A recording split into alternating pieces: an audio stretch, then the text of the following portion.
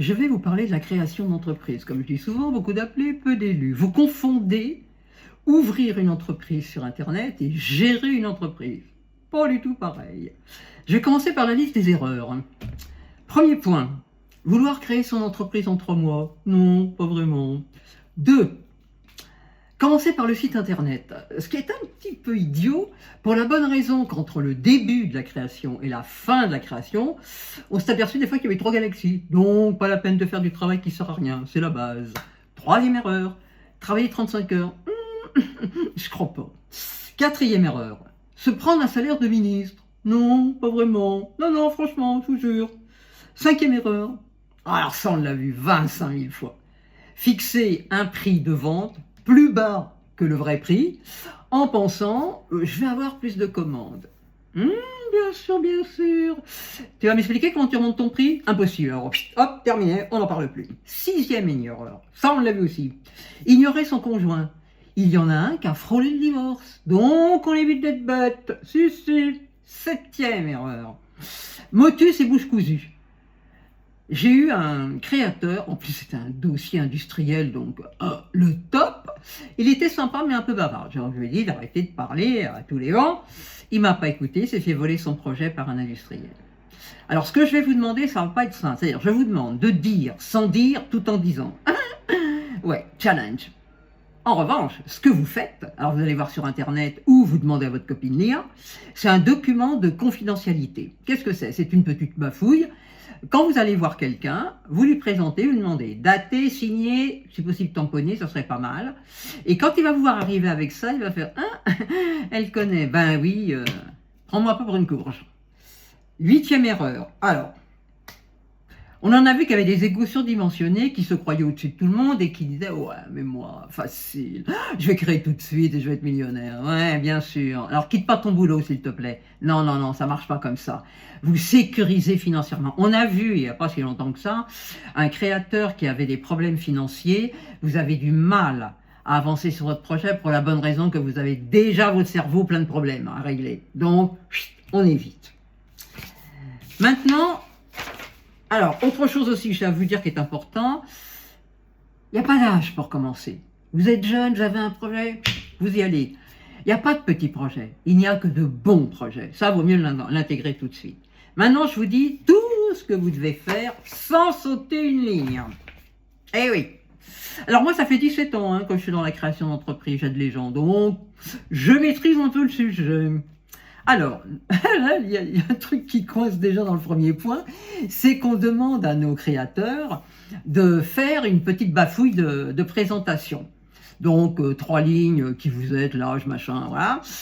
3 autres lignes pour pourquoi ce projet, et pas plus d'une dizaine de lignes pour développer le projet. Attention, nous sommes dans le domaine entreprise. Sujet, verbe, complément. Pas de Flaubert. Et on a vu des gens qui traînaient les socles, et il y en a qui nous ont dit « Ah ouais, mais quand on l'a fait, au final, ça nous a permis de remettre un peu les choses au goût du jour. » Bah oui, d'après toi, pour qu'on te le demande. Eh oui, quand on demande quelque chose, c'est qu'il y a une raison. Sinon, on ne demande pas, on n'est pas idiot non plus. Hein.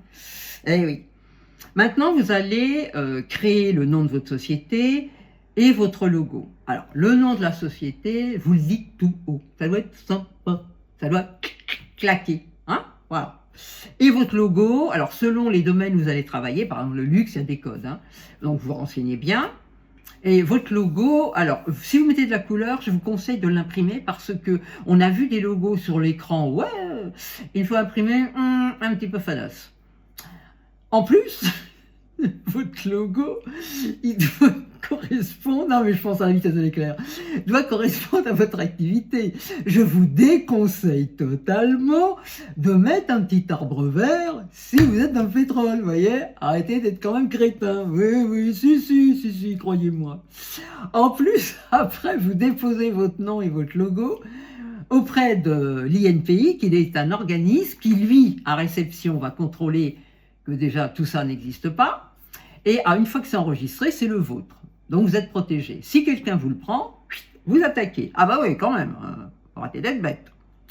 Concernant l'adresse de votre entreprise, Si c'est qu'une adresse, vous pouvez à la limite le faire à votre domicile. Mais si, lisez votre contrat de location, lisez le règlement de copropriété, énormément d'interdictions, et en plus, s'il y a du bruit, du va-et-vient, du machin, c'est non. Pas de panique, je vous donne la solution. Vous allez voir, vous cherchez une société de domiciliation, dont c'est le job, et eux, vous domicilient votre société. D'ailleurs, en cas d'hésitation et tout, vous le faites, ça coûte entre 25 et 30 euros. Ils ont des tas de services à vous proposer, et en plus, gros avantage, vous pouvez louer un bureau en fonction du temps que vous voulez. C'est-à-dire, soit vous louez 2 jours dans la semaine, soit lors d'une réunion, 1 heure, 2 heures, 3 heures, à la demande. Attention! Vous rentrez dans le domaine de l'entreprise. Alors, il y a une chose que vous devez maîtriser immédiatement, tout de suite et même avant. Les coûts. Excusez-moi, mais là, je suis en train de penser à quelque chose. Pas sympa. Je sais pas. Oui, je suis réputé pour piquer. Je sais pas si je vais le dire tout de suite. Je sais pas si je vais le dire. Je vais voir. Aïe. Donc, ouvrir un compte en banque, séparer toujours le personnel du professionnel. Un petit conseil. Maintenant, pour clôturer le truc, il vous faut un budget, un budget trésorerie, attention, ce ne sont pas les mêmes périodicités, donc on fait les deux. Avoir verrouillé le juridique et le fiscal. Une fois que tout ça c'est fait, verrouillé, vous ouvrez la porte. Avant, non. Maintenant, je vais vous parler des différentes catégories de sociétés.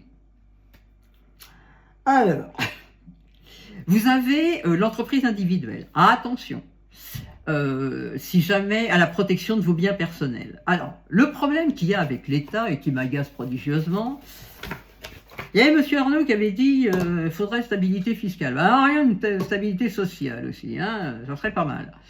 Si vous voulez, l'État change les règles du jeu en permanence. Donc, je vous demande de vérifier tous les ans.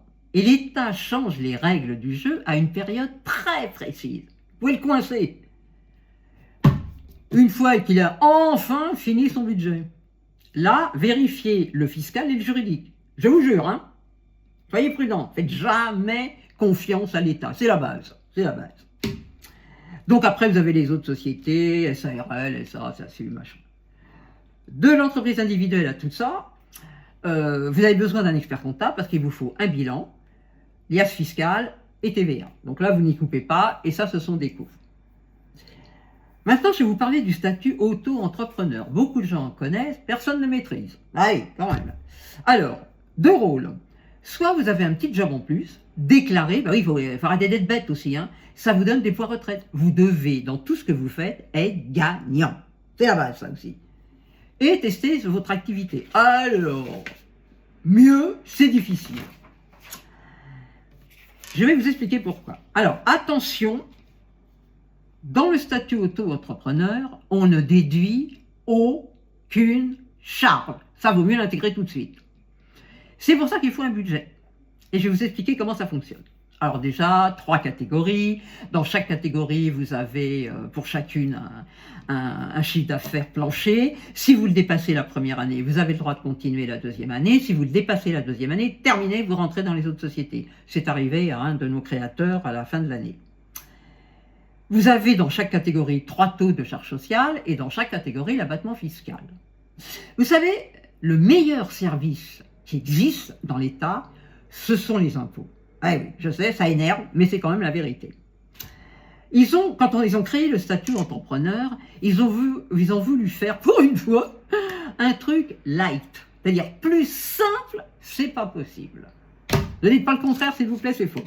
Alors, en fait, le statut auto-entrepreneur et l'abattement fiscal qui s'y rapporte, l'abattement fiscal couvre 2 choses, vos charges sociales et tous les coûts pour faire votre activité. Bah oui, puisqu'il n'y a pas, vous ne déduisez aucune facture.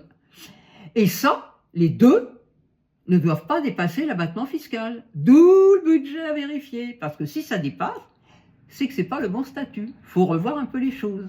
Donc, Budget, s'il vous plaît. Moi, il y en a un qui disait non, non, c'est pas la peine. Ben, j'ai dit, tu vas prendre tes 3 murs et tu reviens après. Si, il faut faire un budget. Vous devez être sûr que l'abattement fiscal est en votre faveur et non pas en votre défaveur. D'accord? Donc, on vérifie, s'il vous plaît. Merci.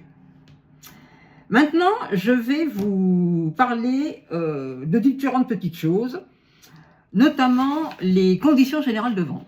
Bon, maintenant, c'est fait par informatique, tout ça, bon, il n'y a pas de problème. Mais dans les conditions générales de vente, il y a une chose que vous ne devez pas oublier de mettre, c'est la clause attributive de compétence ou, appelée, je vous dis, clause attributive de juridiction. Je vous lis. Ça permet de désigner la juridiction compétente en cas de litige. Quand même pas mal. Cette clause représente une stratégie procéduriale importante en permettant de choisir le tribunal qui choisira le litige. Par exemple, si vous avez des usines éparpillées, vous pouvez dire, bah, moi, je veux que ce soit ce tribunal-là. Et ça doit être mis dans les conditions générales de vente. Hein. C'est aussi une protection, ça. Hein. Alors, je vous donne un petit exemple. Le siège du vendeur est le seul tribunal compétent en cas d'éventuels différends portant sur ce contrat ou sur le déroulement des affaires. Donc, important, protection. On prend toutes les protections possibles et imaginables. Ah oui, oui, on arrête d'être bête. Maintenant, il y a aussi la facture électronique. Vous la mettez en place tout de suite, hein, comme ça vous évitera les erreurs. Attention sur les factures, il y a des règles à respecter. Selon que vous vendez en France, à l'export ou en Europe. Si vous vendez en France, TVA, rien de spécial. Si vous vendez à l'export, vous avez une petite phrase à mettre. Si vous vendez en Europe, selon que c'est de la marchandise ou des prestations, vous avez aussi mal, parce qu'il n'y a pas de TVA avec ça. Hein. Donc, allez voir sur Impôt Gouv, vous allez voir, mieux, c'est difficile. Vous avez aussi, les embauches. Si vous créez des sociétés, vous risquez d'embaucher 1 ou 2 salariés. Oh, innover, mais arrêtez d'embaucher les gens du 1er au 30 du mois. Enfin, passons, soyez modernes. Alors, je vais vous donner la petite solution. J'ai pratiqué. Hein. Ce sont les groupements d'employeurs. Qu'est-ce que c'est?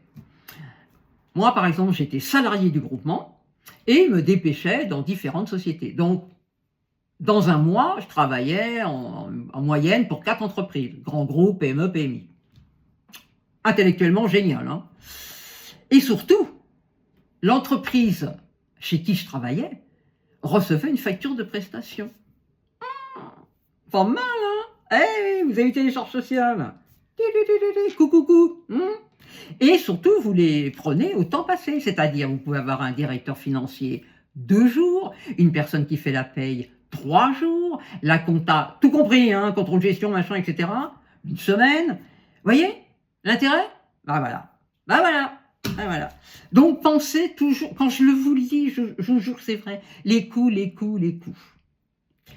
Maintenant, je vais vous parler la différence entre, c'est une petite information que je vous donne, entre le sirène et le sirette. Le sirène, 9 chiffres, c'est votre numéro d'immatriculation.